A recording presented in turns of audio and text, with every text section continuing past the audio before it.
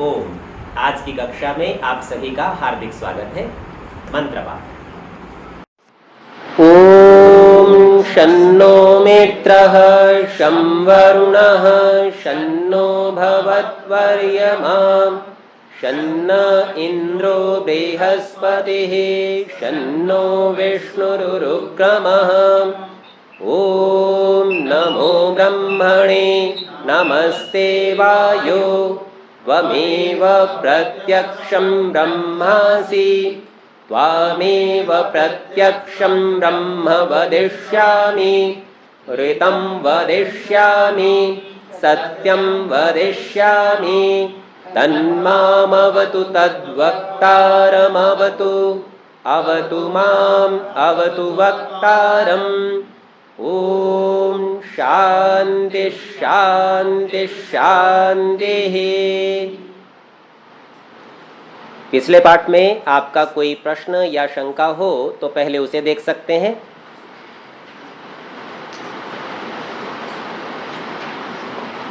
ठीक है, यदि उपस्थित लोगों का कोई प्रश्न नहीं है तो जो लोग इस कक्षा को ऑनलाइन सुन रहे हैं, यदि आपका कोई प्रश्न हो तो कह सकते हैं।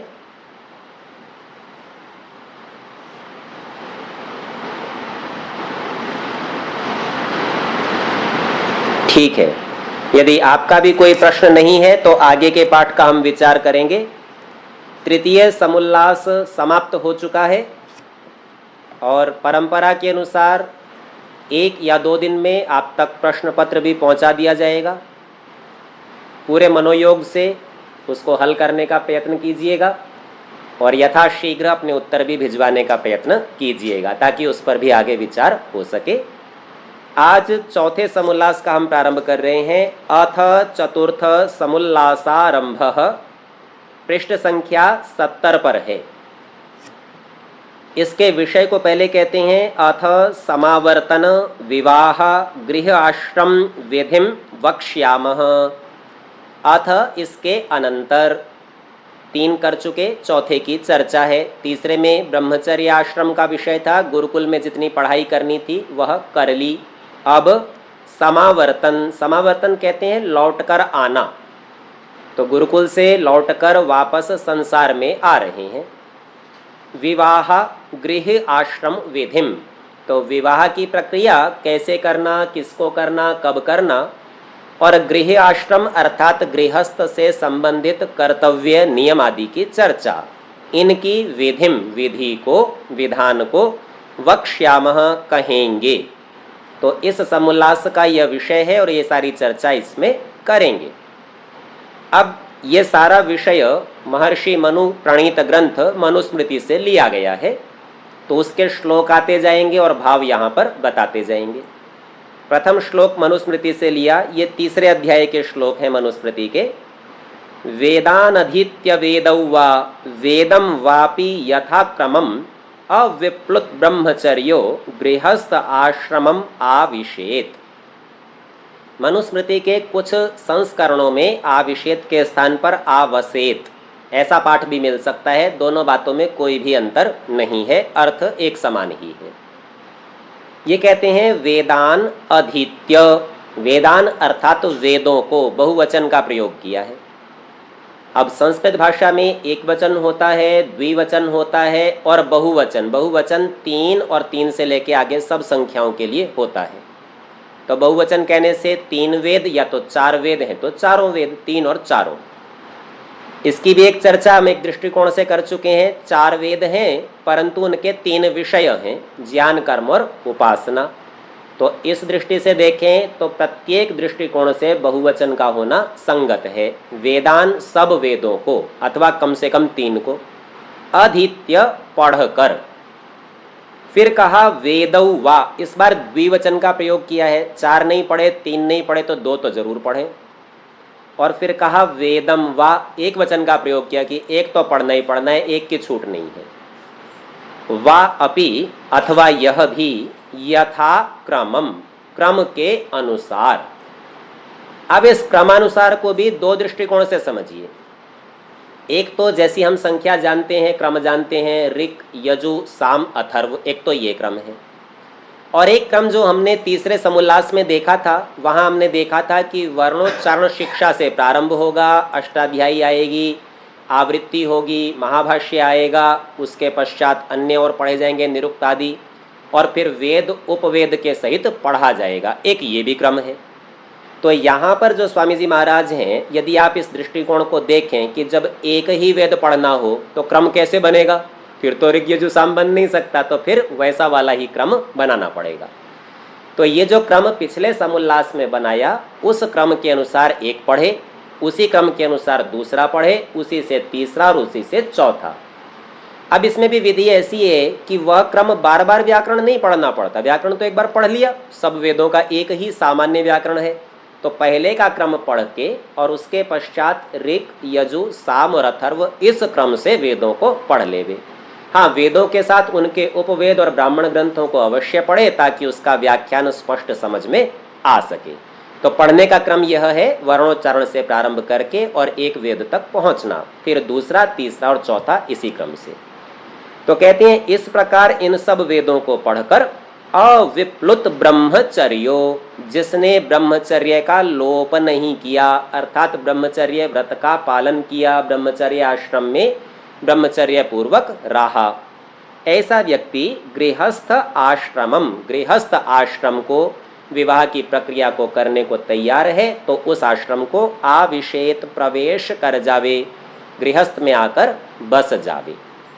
आर्य भाषा में इसी को समझाते हैं, जब यथावत ब्रह्मचर्य आचार्य अनुकूल वर्त कर, अर्थात व्यवहार करके, धर्म से चारों, 3 व 2 अथवा एक वेद को सांगोपांग पढ़ के, अंग और उपांगों सहित, ये है क्रम, तो इसके सहित पढ़ के जिसका ब्रह्मचर्य खंडित न हुआ हो, वह पुरुष व स्त्री गृह आश्रम में प्रवेश करे।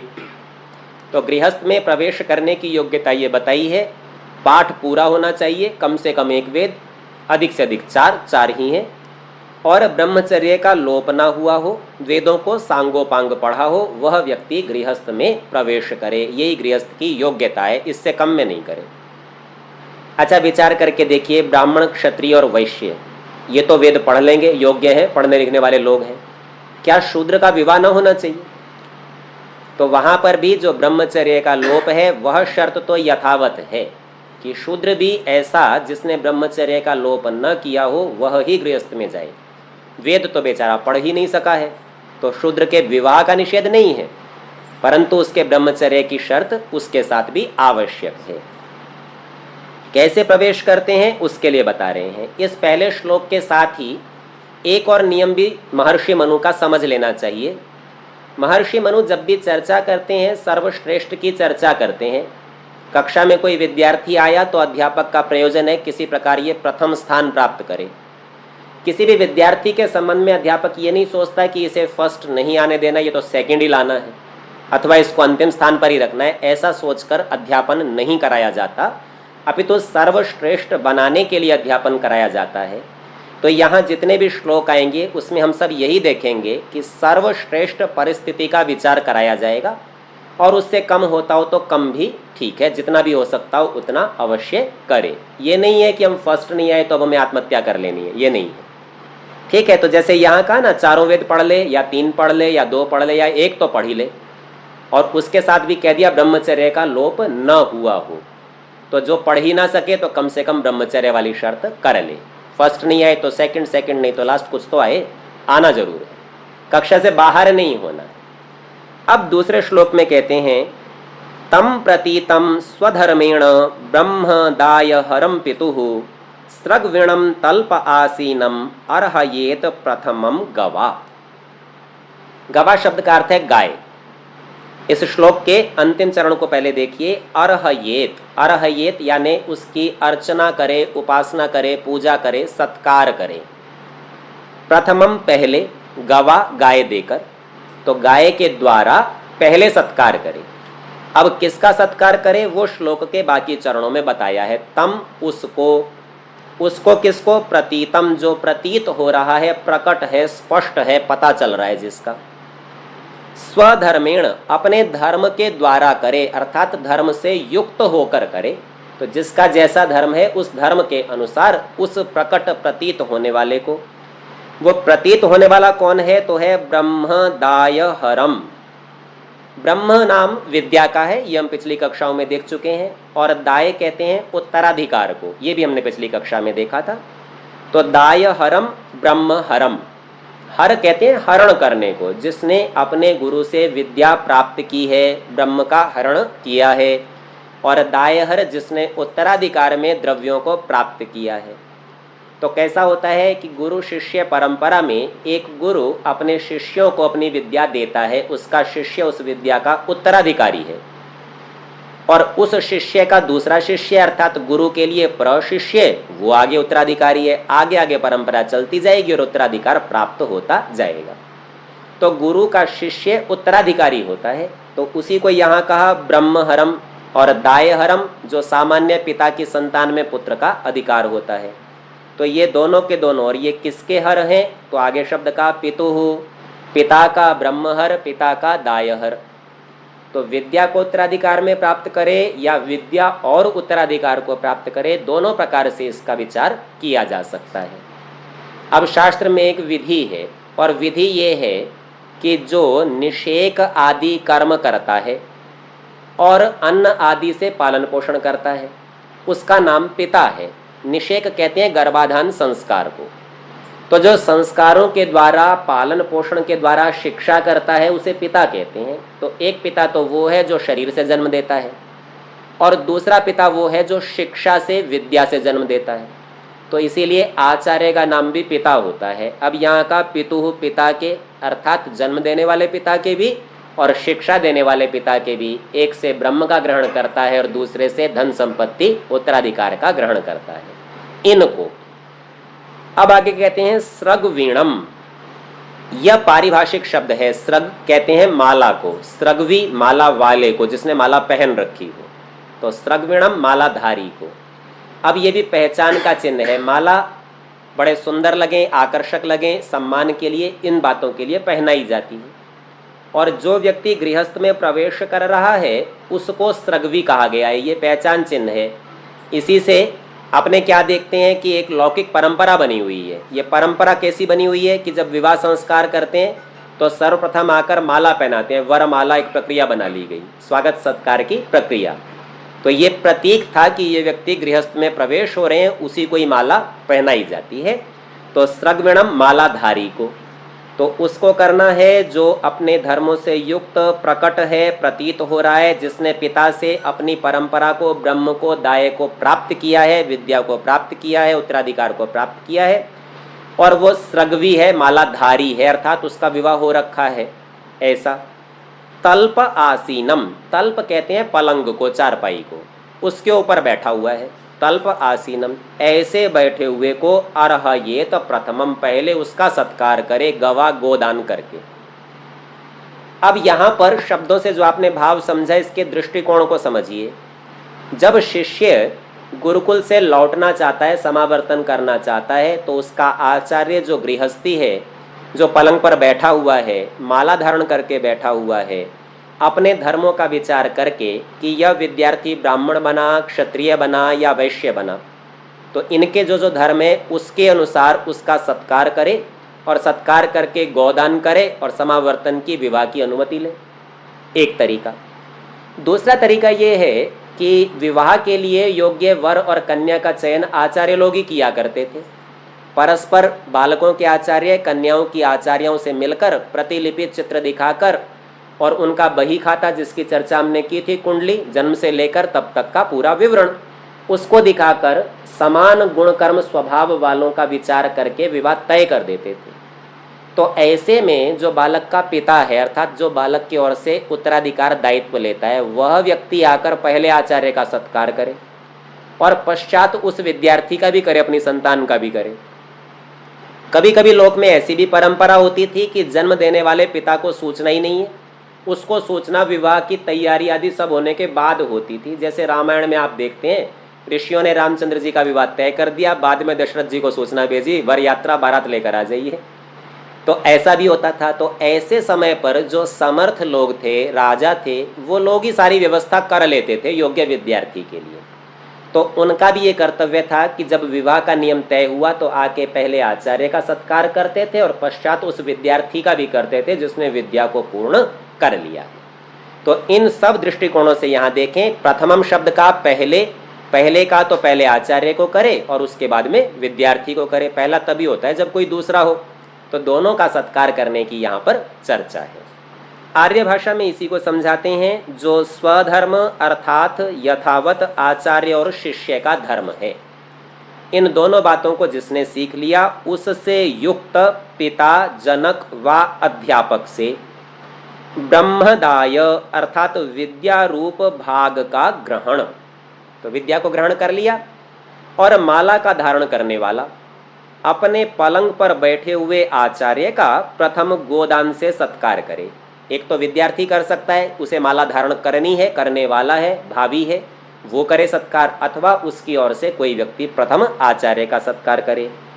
और वैसे लक्षण युक्त विद्यार्थी को भी कन्या का पिता गोदान से सत्कृत करे, अर्थात कन्या का पिता भी आ सकता है इस कार्य के लिए। आचार्य का सत्कार करे कि आपने ये मनुष्य तैयार कर दिया, और मनुष्य यानी विद्यार्थी का भी सत्कार करे कि ये कन्या के योग्य है।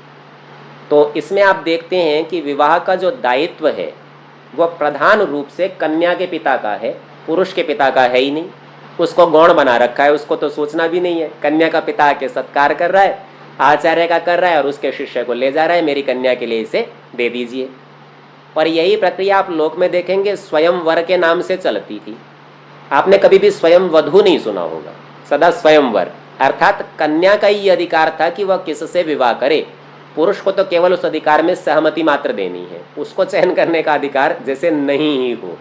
जैसे कह रहा हूं, अर्थात ऐसा नहीं कि बिल्कुल नहीं है, लेकिन योग्यता को चयन करने का अधिकार कन्याओं की योग्यता अधिक होने से उन्हीं के पास हमारी परंपरा में होता था। आगे इसी विचार को आगे और भी बढ़ा के बताते हैं, गुरुणा अनुमतः स्नात्वा समावृत्तो यथाविधि उद्वहेत द्विजो भार्याम सवर्णाम लक्षणान्विताम। गुरुणा अनुमतः, गुरु से अनुमति लिया हुआ, अर्थात गुरु की अनुमति के बिना विवाह नहीं हो सकता था। स्नात्वा, जिसने स्नान कर लिया हो। इस स्नान की चर्चा हम पहले भी कर चुके हैं। ये दो प्रकार का स्नान होता है।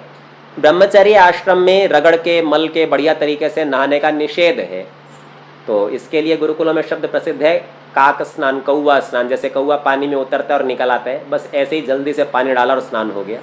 एक तो ये है। और दूसरा स्नात्वा है जिसने विद्या में पूरा स्नान कर लिया है, जो विद्या स्नातक, स्नातक शब्द विद्या के स्नान किए हुए के लिए है। तो ऐसा स्नात्वा जो विद्या को पूर्ण कर चुका, वह समावृत्तो, अब वो लौट रहा है, समावर्तन कर रहा है, तो लौटता हुआ, यथा विधि, विधि पूर्वक लौटे। तो विद्या पूरी करके अब गुरुकुल से लौट आया है। उद्वहेत, वहन करे, वहन करना, ढोना, ले आना। द्विजो, ये द्विज है जो इस वहन का करता है, अर्थात ये वहन करेगा ब्राह्मण, क्षत्रिय और वैश्य में से कोई। किसको करे? भार्याम, पत्नी का वहन करे, पत्नी को ले आए अपने साथ।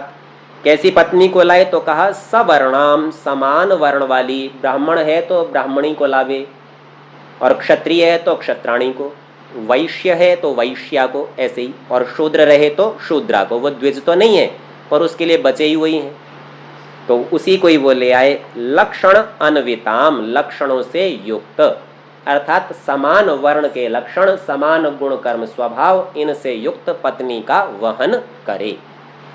अब यहाँ भी आप ध्यान दीजिए, ये परंपरा कोई विचार करे कि सब लड़कियां ही क्यों जाए लड़कों के यहाँ, लड़के क्यों नहीं आ जाए?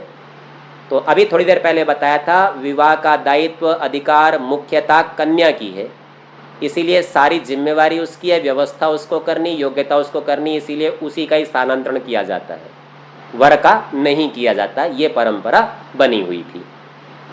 तो कहते हैं वह द्विज ऐसी भार्या का वहन करके ले आवे।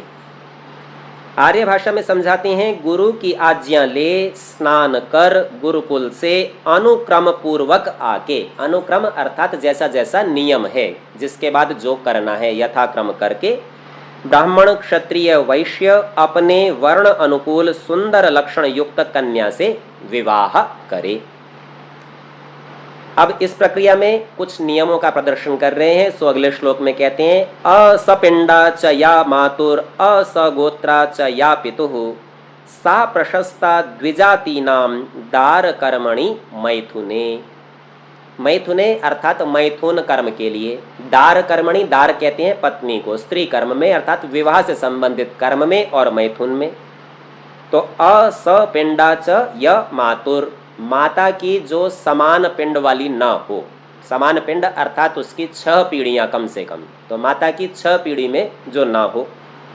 और असगोत्रा च या पितुः, और जो पिता की सगोत्र वाली ना हो, तो उधर तो पिंड गिना है, इधर गोत्र गिना है, तो पिता की 1 पीढ़ी और माता की 6 पीढ़ी, इनको छोड़ देना है। इस गोत्र वाली ना हो, इस पिंड वाली ना हो। सा प्रशस्ता द्विजाति नाम, द्विजों में, द्विजातियों में, ब्राह्मण क्षत्रिय और वैश्यों में सा प्रशस्ता वह ही प्रशंसनीय है। और दार कर्मणि मैथुने, विवाह करने के लिए पत्नी बनाने के कर्म में और मैथुन कर्म में अर्थात संतानोत्पत्ति की प्रक्रिया में वह ही कन्या प्रशंसनीय है, जो पिता माता के परिवार की 6 पीढ़ी में ना हो और पिता की 1 पीढ़ी से रहित हो। आर्य भाषा में समझाते हैं, जो कन्या माता के कुल की 6 पीढ़ियों में न हो और पिता के गोत्र की न हो, तो उस कन्या से विवाह करना उचित है। इसका यह प्रयोजन है कि, कारण बता रहे हैं, परोक्ष प्रिया इव हि देवाः प्रत्यक्ष द्विषः, यह शतपथ ब्राह्मण का वाक्य है। परोक्ष कहते हैं जो आंखों के सम्मुख नहीं है, हमसे दूर है, जो साक्षात जिसका हम नहीं कर पा रहे हैं। परोक्ष प्रिया ऐसे दूर वाले को ही पसंद करते हैं, वही उन्हें आकर्षक लगता है। किसको? इव ही देवाः, देवताओं को जो दूर की चीज़ें हैं वह ही प्रिय लगती हैं। और प्रत्यक्ष द्विषः, प्रत्यक्ष से वे द्वेष करते हैं, अर्थात प्रत्यक्ष में वैसी प्रीति नहीं होती। ये एक लौकिक नियम भी है, जो चीज़ आपको सहज उपलब्ध है वो आपको प्रिय भी नहीं लगती, और जिसके प्राप्त करने में कठिनाई हो, आपको बड़ी मेहनत करनी पड़े, तो वो बहुत प्रिय लगती है। विद्या के साथ भी ऐसा ही है, विद्या के प्राप्त करने में बड़ी कठिनाई होती है, पर प्राप्त हो जाए एक बार तो फिर कोई छोड़ना नहीं चाहता है। जब तक प्राप्त नहीं हुई तब तक तो कठिनाई से डरते हैं, पर एक बार मिल जाए तो उसका सर्वत्र प्रदर्शन करते रहते हैं। तो ठीक उसी प्रकार से देवलोग दूर की चीज़ को पसंद करते हैं, निकट वाली से द्वेष अर्थात उसे पसंद नहीं करते। इस प्रयोजन में ये बताएंगे कि कन्या भी बहुत दूर से विवाह करके लानी चाहिए, विदेश से हो तो सबसे अच्छा, निकट की तो होनी नहीं चाहिए। तो कहते हैं यह निश्चित बात है कि जैसी परोक्ष पदार्थ में प्रीति होती है वैसी प्रत्यक्ष में नहीं। उदाहरण से समझाते हैं, जैसे किसी ने मिश्री के गुण सुने हो और खाई ना हो, अर्थात उसके सामने कभी आई नहीं, प्रत्यक्ष हुआ ही नहीं, उसके प्रयोग में आई ही नहीं, तो उसका मन उसी में लगा रहता है, पता नहीं कैसी होती होगी मिश्री, सब कहते हैं बहुत अच्छी है। जैसे किसी परोक्ष वस्तु की प्रशंसा सुनकर मिलने की उत्कट इच्छा होती है, वैसे ही दूरस्थ, दूर में स्थित अर्थात जो अपने गोत्र व माता के कुल में निकट संबंध की न हो, उसी कन्या से वर का विवाह होना चाहिए। आप विचार करेंगे, माता की तो पिंड की 6 पीढ़ियों को छोड़ा है, पिता की 1 ही। अब दूरी दिखा रही थी तो ये 6 और 1 का भेद क्यों किया? तो पता चलेगा कि बालक माता के अधिक समीप रहता है तो उसकी 6 पीढ़ियों तक तो वह चर्चा यात्रा करके आएगा, देख लेगा, और पिता के कुल परिवार में अधिक नहीं घूमता है तो वहाँ 1 ही पीढ़ी को देख पाएगा, इसीलिए उससे थोड़ा दूर होते ही दूरी मान लिया गया। वैसे भी माता का वंश, उसके गुणसूत्र वे अधिक महत्वपूर्ण है संतान की उत्पत्ति में। उस दृष्टि से भी क्षेत्र कहा गया है मनुस्मृति में स्त्री को। क्षेत्र में जैसे बीज बोया जाता है, क्षेत्र यानी खेत, ठीक उसी प्रकार माता में संतान को आरोपित, बोना इस प्रकार से किया जाता है। और जितना ही खेत की योग्यता होती है उतनी ही फसल अच्छी होती है, तो संतान भी उसी उत्तम उत्तम गुण कर्म स्वभाव वाली होगी। तो इसी प्रकार से इन्होंने कहा कि दूरस्थ हो तो उसके अंदर वहाँ प्रेम की संभावना है, प्रियता की संभावना है। तो जो दूरस्थ अर्थात जो अपने गोत्र व माता के कुल में निकट संबंध की न हो, उसी कन्या से वर का विवाह होना चाहिए। अब निकट और जी पीटी का अभिप्राय क्या है? पीटी का अभिप्राय गोत्र तो सुना था, पीटी का क्या अभिप्राय है? देखिए, जैसे मैं, सुनिए, मैं और मेरे पिता, तो मैं एक पीढ़ी हो गया और मेरे पिता दूसरी पीढ़ी हो गए, मेरे दादा तीसरी पीढ़ी हो गए। पीढ़ी को आप सीढ़ी समझते हैं ना, सीढ़ी में जो पैड़ी होती है उसी को ही पीढ़ी समझ लीजिए। भाषा का केवल अंतर है, एक एक स्टेप वो पीढ़ी होती है, एक से ऊपर दूसरा, दूसरे से ऊपर तीसरा। तो यदि मेरे दादा, मेरे पिता और मैं, हम तीन हैं, तो कहेंगे ये तीन पीढ़ियां एक साथ खड़ी हैं। ठीक है जी, इसे पीढ़ी कहते हैं। तो निकट और दूर विवाह करने में गुण ये हैं। इन गुणों को यहाँ बता रहे हैं। प्रथम, एक पहला गुण, जो बालक बाल्यावस्था से निकट रहते हैं, अर्थात अड़ोस पड़ोस के ही हों या एक ही परिवार कुनबे के हों, परस्पर क्रीड़ा, लड़ाई और प्रेम करते, एक दूसरे के गुण, दोष, स्वभाव, बाल्यावस्था के विपरीत आचरण जानते और नंगे भी एक दूसरे को देखते हैं। जब छोटे रहते हैं तो ऐसे ही रहते हैं, एक दूसरे को देखते हैं। उनका परस्पर विवाह होने से प्रेम कभी नहीं हो सकता। अब यहाँ पर एक मनोवैज्ञानिक दृष्टिकोण और वैज्ञानिक दृष्टिकोण को समझिए। शरीर शास्त्र की दृष्टि से जब अत्यंत प्रेम की अवस्था होती है, उसी समय में पुरुष के वीर्य में संपूर्ण गुण सूत्रों का स्राव होता है। और यदि पूर्ण प्रेम न हो तो यह स्राव भी पूर्ण नहीं होता, ग्रंथियां पूर्णतया काम नहीं करती। तो अल्प स्राव में दुर्बल संतान होगी, अल्प गुण गुणहीन संतान होगी। इस हेतु से जितना दूर का संबंध हो, प्रेम अधिक हो, उतना ही संतान के उत्तम होने की संभावना अधिक है। दूसरा गुण बताते हैं, जैसे पानी में पानी मिलने से विलक्षण गुण नहीं होता, वैसे एक गोत्र, पितृ व मातृकुल में विवाह होने में धातुओं के अदल बदल नहीं होने से उन्नति नहीं होती। तो एक ही गोत्र के लोग होंगे तो ऐसे समझिए जैसे पानी में पानी मिलाया, कोई नई बात हुई ही नहीं। और भिन्न भिन्न स्थानों के होंगे तो भिन्न भिन्न गुणों के मिलने से नए गुणों की उत्पत्ति होना संभव है। इसी प्रक्रिया को सामान्य भाषा में नस्ल सुधार कहते हैं। तो भिन्न भिन्न क्षेत्रों के पशु आदि को लेकर उनका संकर तैयार किया जाता है, वे अधिक गुणवान हुआ करते हैं। यही बात मनुष्यों में भी लागू होती है। तीसरा गुण कहते हैं, जैसे दूध में मिश्री व शुंठी आदि औषधियों के योग होने से उत्तमता होती है। अब दूध के अपने गुण हैं, उसमें मिश्री या सौंठ मिला दी जाए तो अलग गुण आ जाते हैं। वैसे ही भिन्न गोत्र, मातृ, पितृ, कुल से पृथक वर्तमान स्त्री पुरुषों का विवाह होना उत्तम है। तो अलग अलग होंगे तो अलग अलग गुणों का आधान उनमें हो जाएगा। चौथा गुण कहते हैं, जैसे एक देश में रोगी हो, वह दूसरे देश में वायु और खान पान के बदलने से रोग रहित होता है, वैसे ही दूर देशस्थों के विवाह होने में उत्तमता है। अब इसको अनेक दृष्टिकोण से देखिए। एक तो ये है कि दूर विवाह हुआ है तो कभी कभी अपने ससुराल पक्ष में जाएगा, दूर जाएगा तो रोग को दूर कर लेगा, इस स्थान पर रहते हुए यदि था। यही स्थिति कन्या के लिए भी होगी। यदि उसे कोई रोग है तो दूर देश में आने पर उसका भी रोग दूर हो जाएगा, दूर देश में जाने से उत्तमता होती है। इसके अतिरिक्त इसका जो अन्य दृष्टिकोण है उसका विचार करिए। यदि मान लीजिए पुरुष में कोई रोग है भी और वह ही उसकी संतान में जाना है आनुवांशिकता के कारण, अब उसके शरीर से निकलकर अब जब वह माता के शरीर में स्थापित होगा तो ये उसके लिए दूसरा देश हो गया, दूसरे देश की जलवायु जैसा हुआ। तो वहाँ जाने से वह जो आनुवांशिक रोग आने थे उनके रोकने में सहायता मिलेगी, क्योंकि दूसरे देश में जाकर स्वास्थ्य उन्नत हो सकता है। उसकी पूर्ति विकास माता के शरीर से होना है तो इससे भी एक भेद प्राप्त होगा। तो यह इस प्रकार से भी आप देखें तो सब प्रकार से दूर देशों में होना उत्तमता है।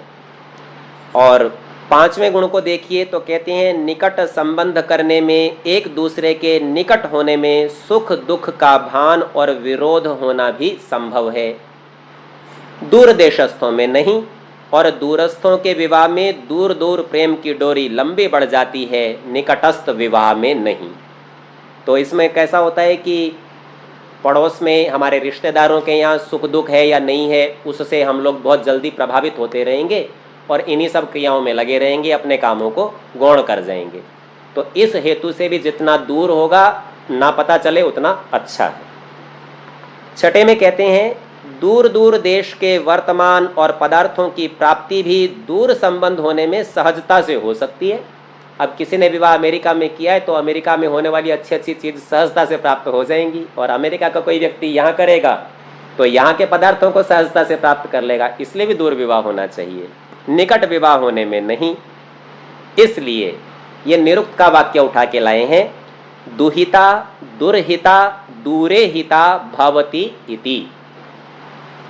तो भवति माने होती है, इति ऐसा ये नियम है, बात पूरी कर रहे हैं। क्या दुहिता, दुहिता नाम कन्या का है, और क्यों इसका नाम दुहिता है तो कहा दुर्हिता। अब दुर शब्द के दो अर्थ हैं, एक तो दुर शब्द का अर्थ इन्होंने स्वयं खोला है दूरे हिता, जिसका दूर विवाह किया जाए तो हितकर होता है, दूर में ही ब्याना चाहिए कन्या को, निकट नहीं ब्याना चाहिए। और दूसरा जो दुर शब्द का अर्थ है, तो दुर कहते हैं कठिनाई को, बुरे को। तो जिसका हित करना अर्थात जिसके लिए वर का चयन करना बड़ा कष्टकारक हो ना, इसलिए उसका नाम दुर्हिता है, कठिनाई से मिलता है योग्य वर, तो इसीलिए उसे दुहिता कहते हैं। वहाँ निरुक्त में इसकी और भी व्याख्या की है। दुह शब्द से ही दोहना, जैसे आप गाय को दुहते हैं, तो वे कहते हैं कि कन्या सदा पितृकुल का दोहन करती है, वहाँ से कुछ ना कुछ सदा प्राप्त करती है, ये परंपरा में हुआ। तो पिता की इच्छा रहती है कि ये मेरा अपना बालक है, दूर रहता है, तो जब भी आती है कुछ ना कुछ उसे देते हैं, तो इसीलिए वो दुहिता है, दोहन करने वाली है। दुर्हिता, उसका हित बड़ी कठिनाई से सिद्ध किया जाता है, और वह दूरे हिता, जितनी दूर ब्याई जाए उतनी ही हितकर होती है। ये महर्षि यास्क निरुक्त में कहते हैं। तो आर्य भाषा में समझाते हैं, कन्या का नाम दुहिता इस कारण से है कि इसका विवाह दूर देश में होने से हितकारी होता है, निकट रहने में नहीं। सातवां गुण बताते हैं, कन्या के पितृकुल में दारिद्र्य होने का भी संभव है, दरिद्रता हो, गरीबी हो, संभव है, क्योंकि जब जब कन्या पितृकुल में आवेगी तब तब इसको कुछ ना कुछ देना ही होगा, ये एक परंपरा है। तो ऐसा देने से तो पिता ही गरीब हो जाएगा, बार बार देता रहेगा, तो इसलिए भी दूर रहेगी तो कम आएगी, कम आएगी तो कम गरीबी आएगी, इसलिए भी दूर विवाह करना चाहिए। ये बड़ा व्यावहारिक लक्षण है यहाँ पर। आठवां गुण कहते हैं, कोई निकट होने से एक दूसरे को अपने अपने पितृकुल के सहाय का घमंड। तो यदि निकट में विवाह किया है और विरोध हुआ तो कन्या कहेगी मेरा तो पिता है, वो देख लेगा, मेरा भाई है, पितृकुल के सहाय का घमंड। और जब भी कुछ दोनों में वैमनस्य होगा तब स्त्री झट ही पिता कुल में चली जाएगी, भाई वहाँ सहायता मिलती है, वो मेरा घर है, वहीं चली। एक दूसरे की निंदा अधिक होगी और विरोध भी, क्योंकि प्रायः स्त्रियों का स्वभाव तीक्ष्ण और मृदु होता है। तीक्ष्ण माने कठोर, थोड़ा सा तीखा, और मृदु माने कोमल, दोनों प्रकार का स्वभाव होता है। इत्यादि कारणों से पिता के एक गोत्र, माता की 6 पीढ़ी और समीप देश में विवाह करना अच्छा नहीं। तो निकट के लोगों में विवाह नहीं करना चाहिए। दूर विवाह करने के यहाँ पर 8 गुण स्वामी जी महाराज ने गिनाए। आगे कहते हैं, महान्त्यपि समृद्धानि गोजा विधन धान्यतः स्त्री संबंधे दशैतानि कुलानि परिवर्जयेत। महान्त्यपि, महान माने बहुत बड़े, अपि हो तो भी, कितने ही महान कुल हो, बढ़ चढ़ के हों, किन बातों में बढ़ चढ़ के हों, समृद्धानी, खूब समृद्धि में बढ़े चढ़े हों, गो, उनके पास गायें खूब हों, अजा, बकरियां खूब हों, अवि, भेड़ें खूब हों, धन धान्यता, धन और धान्य भी बहुत अधिक हो, उनसे खूब बढ़े चढ़े कुल हो तो भी। स्त्री संबंधे, स्त्रियों का संबंध करने में अर्थात विवाह आदि संस्कार करने में 10 एतानी कुलानी, 10 ये कुल हैं, परिवर्जयेत, छोड़ देने चाहिए, इन 10 कुलों में विवाह नहीं करना चाहिए। अब कौन से 10 कुल हैं वो तो आगे गिनाएंगे, उनके गुण दोष गिनाएंगे कि किस लिए नहीं होते हैं। यहाँ एक बात का विचार करना है, जो हमने दृष्टिकोण अभी आपको पाठ के प्रारंभ में दिया था कि यहाँ चर्चा सर्वश्रेष्ठ की है। अब मान लीजिए बाकी सब गुण हो और धन से बढ़ा हुआ हो, बोले नहीं कहा था कि धन से बढ़े हुए में नहीं करना, तो ऐसे नहीं छोड़ देना है। तो इस बात का विचार करना है कि उत्तमोत्तम, सबसे अच्छा प्राप्त हो बहुत अच्छा, यदि सबसे अच्छा नहीं हो तो उससे हीन में भी फिर आवश्यकता व व्यवस्था अनुसार संबंध हो सकता है। तो ये सर्वश्रेष्ठ का कथन करते जाते हैं। तो कहते हैं चाहे कितने ही धन धान्य, गाय, अजा, हाथी, घोड़े, राज्य, श्री आदि से समृद्ध ये कुल हों तो भी विवाह संबंध में निम्नलिखित 10 कुलों का त्याग कर दे। तो प्रथम श्लोक में बताते हैं, हीन क्रियम निष्पुरुषम निश्छंदो रोम शार्षसम क्षय्यामया व्यपस्मारी श्वित्रे कुष्ठी कुलानी च। हीन क्रियम, क्रिया से हीन, निष्क्रिय, आलसी पड़े रहते हों जो कुल, उन कुलों में विवाह ना करे, क्योंकि वहाँ से फिर आलस्य का गुण आएगा। और स्त्री में होगा तो स्त्री में आएगा, पुरुष में होगा तो पुरुष में आएगा, फिर संतान में आएगा, पूरा समाज बिगड़ जाएगा। इस बात को ध्यान में रखना चाहिए कि महर्षि मनु विवाह करने की अनुमति केवल उनको देते हैं जिनसे उत्तम संतान उत्पन्न हो सकती हो, जिससे उत्तम समाज का निर्माण हो सकता हो। तो बड़े लक्ष्य को ध्यान में रखकर इन नियमों का निर्माण किया गया। इसीलिए हीन क्रिय जो आलसी हों, सज्जनों की क्रिया से रहित हों, यज्ञ आदि से जो रहित हों, ऐसे घरों में विवाह नहीं होना चाहिए। निष्पुरुषम, सत्पुरुषों से रहित, पौरुष शक्ति है ही नहीं, पुरुषार्थ है ही नहीं, ऐसे सज्जन पुरुष हैं ही नहीं, उनसे रहित हैं। निश्छंदो, छंद कहते हैं वेद को, कोई वेद ही नहीं पढ़ता, वेद की चर्चा ही नहीं होती, वेद मंत्र जिन घरों में नहीं बोले जाते उन घरों में विवाह नहीं होना चाहिए। रोमश, जिनके बड़े बड़े रोम हो, रोम होना अच्छी बात है लेकिन वो यथा योग्य होने चाहिए, ऐसे नहीं भालू की तरह बड़े बड़े बाल शरीर पे हो, ऐसे नहीं, ये एक रोग का सूचक है, प्रतीक है। वास्तव में ये बाल मांस का मैल होते हैं, तो इसका मतलब सब शरीर की क्रियाएं उत्तम नहीं है, उत्तम ना होने से इनमें ये कोई रोग है जिसके कारण ये रोम बड़े हो गए हैं। तो ऐसे परिवार में विवाह करने से वो रोग भी सहज में प्राप्त हो जाएगा। अर्शसम, अर्श कहते हैं बवासीर रोग को, यह गुदा का रोग है और यह भी आनुवांशिक अर्थात माता पिता से संतान में चला जाता है, तो इस रोग का भी पूर्ण उपचार नहीं हो पाता है। तो ऐसे रोग वाले जो परिवार हों उनमें भी विवाह न करना चाहिए। क्षयी, क्षयी कहते हैं आधुनिक भाषा में ट्यूबरकुलोसिस, टीबी। तो जिस परिवार में टीबी हो यह रोग भी जन्म के साथ जीवन पर्यंत रहता है और आनुवांशिक है, तो ऐसे परिवारों में विवाह न करना चाहिए जहां पर क्षयी रोगी हो। आमयी, आमय, आमय रोग का नाम है, ये पाचन से संबंधित रोग है। तो आमयावी, आमयावी अर्थात आम, पाचन पूरा नहीं होना, जैसे अतिसार आदि या संग्रहणी आदि, जैसा खाता है व्यक्ति वैसा ही उसके दस्त में शौच के साथ बाहर आ जाता है, इसे आमयावी संग्रहणी का रोग कहते हैं। पाचन शक्ति अच्छी ना हो, दुर्बल हो, तो ऐसे में भी विवाह न करना चाहिए। ये भी आनुवांशिक रोग है, जटिल है। और संग्रहणी तो ऐसा रोग है जो याप्य में गिना जाता है कि औषधि खाते रहिए तो कुछ आराम बना रहता है, ठीक नहीं होता है। तो इस तरह के रोगों में इस आमयावी की संग्रहणी की चर्चा है। अपस्मारी, जिसमें मृगी का रोग हो, मृगी के दौरे आते हों, तो ऐसे परिवार में ऐसे व्यक्ति से विवाह न करना चाहिए। श्वित्री, श्वित्र कहते हैं सफ़ेद कुष्ठ, जो सफ़ेद दाग की बीमारी है, ये भी आनुवांशिक है। तो वास्तव में इससे शरीर में कोई सीधा सीधा तो कष्ट होता नहीं, कोई दर्द आदि नहीं होते, लेकिन एक तो देखने में भद्दा लगता है और दूसरा ऐसा व्यक्ति अधिक समय तक सूर्य की रोशनी में नहीं रह सकता। प्रकाश में जाएगा तो उन क्षेत्रों में जहाँ जहाँ दाग हैं वो तत्काल लाल हो जाते हैं, फिर उनसे पानी रिसता है और फिर बड़ा कष्ट होता है। तो आनुवांशिक होने से ऐसे कुलों का भी त्याग कर देना चाहिए, ऐसी कन्या और पुरुष का त्याग कर देना चाहिए। कुष्ठी, जिन कन्या पुरुष में कोढ़ का रोग हो, गलित कुष्ठ हो, पानी रिसता हो, संवेदनाहीनता हो गई हो, सुई चुबाएं हाथ में पैर में पता न चलता हो, ये कुष्ठ के लक्षणों में होता है। तो ऐसे कुलानीचा इन कुलों में विवाह न करना चाहिए, क्योंकि इन रोगों की चिकित्सा नहीं होती, ये ठीक नहीं होते। कुछ समय के लिए दब भी गए या अपने शल्य क्रिया करके कुछ लक्षण हटा भी लिए तो ये फिर से लौट आते हैं, क्योंकि इनके कारण शरीर में सदा बने रहते हैं। तो सर्वश्रेष्ठ संतान और सर्वश्रेष्ठ समाज बनाना हो तो ऐसे कुलों का त्याग करना चाहिए।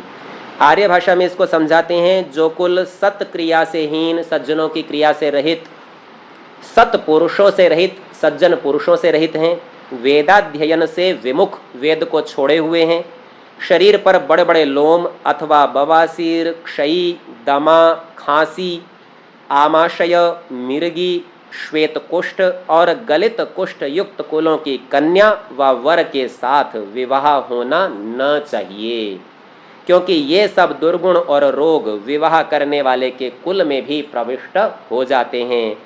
इसलिए उत्तम कुल के लड़के और लड़कियों का आपस में विवाह होना चाहिए।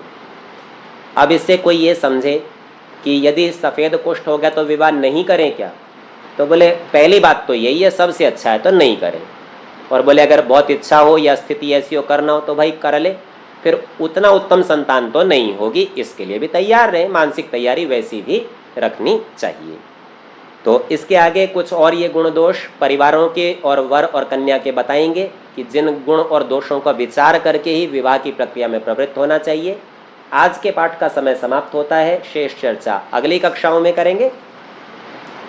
ओम